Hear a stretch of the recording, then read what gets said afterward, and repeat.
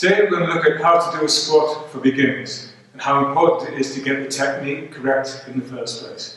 Okay, to start with your squat, your feet need to be slightly wider than hip width apart and turn your feet out ever so slightly.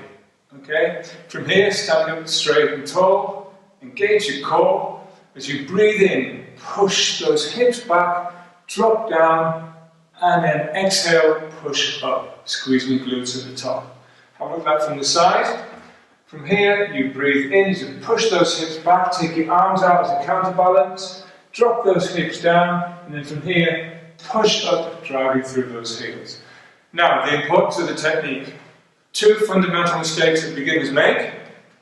The first one is as you come down, your knees collapse together like this. Okay, so to counteract that, as you come down, make sure you feel like you're pushing those knees apart. So from here, as you inhale, feel like you're pushing those knees apart, and then drive back up.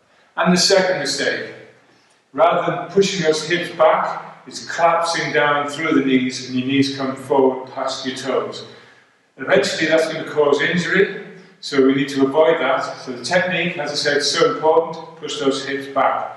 From here, as you breathe in, push those hips back, drop it down, and then push up.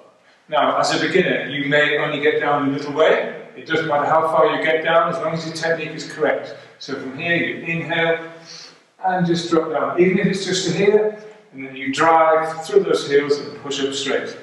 And eventually, as you get stronger, your range of movement will improve, and you'll be able to get deeper down in that squat. Okay guys, that's how to do a squat for beginners.